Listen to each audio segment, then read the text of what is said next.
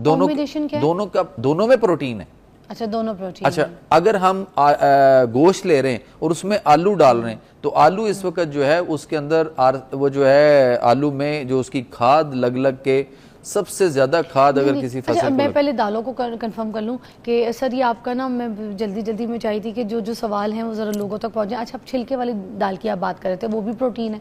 जो आम दाल आप बात कर रहे हैं उसमें भी प्रोटीन है, तो ये फ़र्क क्या आएगा छिलके वाली में और छिलके के बगैर वाली दालों में? देखें, सिर्फ हमने एक प्रोटीन को नहीं देखना कि सिर्फ वो है, दाल के मिजाज को भी देखना है। चने की दाल तजाबियत एसिडिटी करती है, माश की दाल भी बादीपन पैदा करती है, हमें वो भी देखना है। उसकी गैस और ब्लोटिंग और जो मसाइल हमारे डाइजेस्टिव ट्रैक के होंगे उसको भी समझना है। सिर्फ ये नहीं कि किसी ने कह दिया सारी दालों में प्रोटीन है। चने हमें सफ़ेद खाने चाहिए या काले, अच्छा क्या दोनों में? अच्छा, उसमें वाइटामिन भी बताएं कि ऐसे कौन कौन से ऐसे मिनरल्स और वाइटामिन हैं इन दालों में जो आपको लगता है बहुत ज़्यादा इंपॉर्टेंट है, जो लोग खा सकते हैं? तमाम सारी चीज़ें, अगर हम कोई मल्टी विटामिन टाइप अगर हम कोई चीज़ चाहते हैं ना, तो काले चने उसके शोरबे वाले बने हों और उसका शोरबा अगर हम इनटेक करें वो सबसे अच्छा है। लेकिन पूरे पाकिस्तान में हम निकलते हैं, पूरा पाकिस्तान विजिट करते हैं, बल्कि इस वक्त पूरा पाकिस्तान देख रहा है, कोई भी कहीं से कॉल करके ये बताए, मैं चैलेंज करता हूँ कि पूरे पाकिस्तान में कहीं किसी होटल पे किसी ठेले पे काले चने शोरबे वाले कोई पकाता है? अच्छा, इसके क्या विटामिन है, इसमें क्या मिनरल्स हैं? बेशुमार फायदे सारे हैं ही इसके। सर फायदे बताएं। सर फायदे बेशुमार हैं। ये आपको एनर्जेटिक करेगा, आपके हड्डियों को, आपके पट्टों को, आपके मैदे को, आपके जिगर को, आपके दिमाग को, आपके असाब को, आपके उजलात को, और हर बीमारी में आपके लिए ये बड़ी कमाल की चीज। इसमें होता क्या, मतलब विटामिन कौन कौन से होते हैं? सर सारे विटामिन इसके अंदर हैं। कौन कौन से सर? जितने भी हैं, आपको हर विटामिन इसके अंदर मिलेगा। सारे विटामिन एक चीज में कैसे हो सकते हैं सर? अल्लाह ताला ने रखे हैं। अब जो आप सफ़ेद चने खाते हैं उसमें सारी की सारी तजाबीत और एसिडिटी है। आप अभी कुर्बानी गुजरी है, आप देख लें। ये तो वैसे हिकमत वाली बात है ना, मैं चाह रही हूँ थोड़ी सी बहुत डिफरेंट, एक ऐसी पढ़ी लिखी बात, क्योंकि आप अमेरिका से पढ़ के आए, वो तालीम जो मैं चाह रही हूँ लोगों तक आए।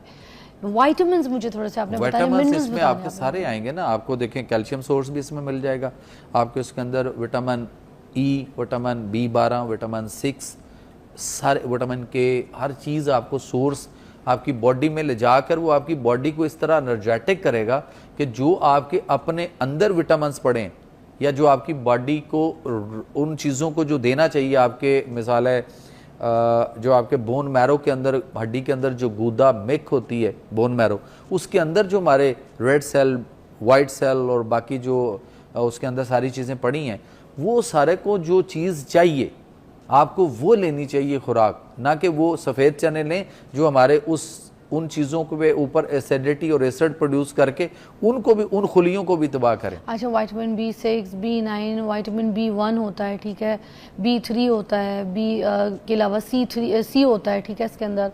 तो इस तरह के जो काले चने के अंदर ये सारी चीजें होती है, मगर वैसे सबके अंदर भी तो कुछ ना कुछ होता होगा, कोई बैलेंस टाइप पे तो होती होगी। बाकियों के अंदर कि अगर हम सब चीजों को छोड़ दें, सारी दालों को छोड़ दें और सब काले चने खाते हैं, सबको छोड़ दें। लेकिन इस वक्त पोजीशन ये है कि हर बंदा इस वक्त पाकिस्तान के अंदर, या हर दूसरा बंदा इस वक्त पाकिस्तान के अंदर जो मैदे के मसाइल का शिकार है। सर आप हेल्दी नाश्ता बता दें। हेल्दी नाश्ता ये है कि सुबह जौ का 5 ऑप्शन देनी है आपने मुझे, गरीबों की भी, अमीरों की भी, हेल्दी नाश्ते की।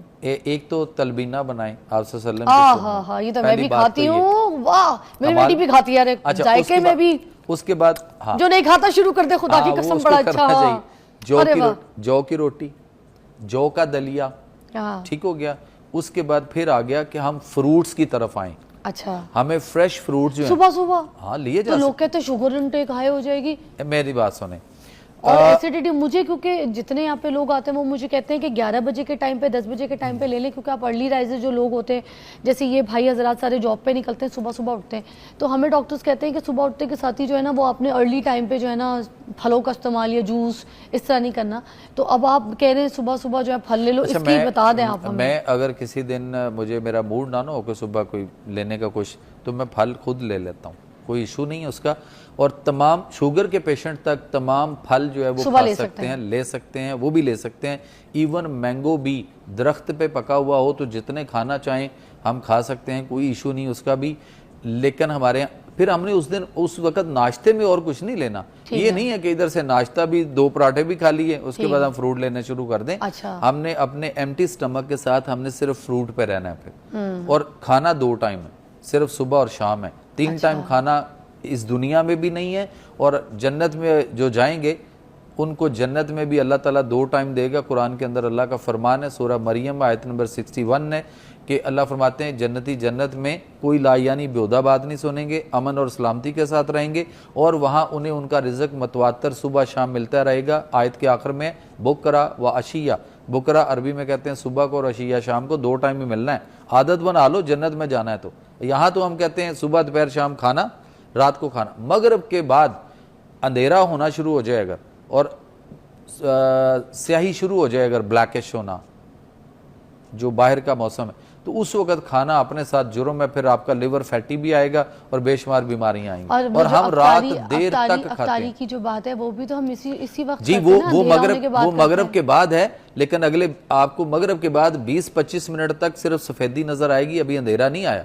20-25 मिनट के बाद अंधेरा आना शुरू होता है। तो वो जो नमाज पढ़ के बंदा खाना खाता है, अंधेरा तो सर हो जाता है, तो वो फिर अंधेरे के बाद नहीं उसको खाना चाहिए। वो मैं हूँ, आप हूँ, कोई भी हो। अफ्तारियों में मोस्टली तो यही होता है, क्योंकि देखें नमाज की दौड़ होती है, नमाज की दौड़ है ना, आपने कुछ पिया, उसके बाद नमाज पढ़ी, वापस आपने नमाज पढ़ ली, उसके बाद खाना खा लें। तो अंधेरा तब तक सर हो जाता है। इतना अंधेरा नहीं होता, अभी हल्का होता है। अगर वो लेट कर रहे हैं तो वो कर रहे हैं। अब ये नहीं है कि मैं नमाज में पढ़ के उसके बाद मैं 2 तस्बीह लेके बैठ जाऊँ कि मुझे ये भी करनी है, जिक्र भी पहले करना है, तो फिर अंधेरा तो आ जाएगा, फिर वो मेरे लिए नहीं इंतजार करेगा, वो तो आना ही आना, नेचुरल फैक्ट है। सो आजकल हम रमज़ान के अलावा भी हमें ये चाहिए कि हम आजकल भी ख़वातीन खाना जो है वो टाइम से 4-5 बजे क्यों नहीं बनाते। मेरे घर में खाना 4-4:30 बजे 5 बजे तैयार होता है। मैं अपने हॉस्पिटल से उठता हूँ, घर जाता हूँ, 5 बजे 5:30 में खाना खा के हम पूरी फैमिली फारिग हो चुकी है। के ऊपर भी तो हो सकता है, कुछ लोगों की ड्यूटी भी इतनी टफ तो होती है वो ना, मगरिब तक उनके पास है ना, खा लें। जो पेशेंट है खास तौर पे, मैं उसको कहता हूँ टाइम एज मेडिसिन। मैंने एक फार्मूला दिया है कौम को। टाइम एज मेडिसिन क्या है कि आप सुबह उठें, 1 गिलास गर्म पानी लें और उसको ज़मीन पे उकड़ूं बैठ के, जैसे हम फ्लश पे बैठते हैं ज़मीन पे, पाँव पे, इस तरह से बैठकर 5 मिनट सिर्फ बैठें और गर्म पानी चुस्कियाँ लेके छोटे छोटे सिप के साथ उसको पिएं।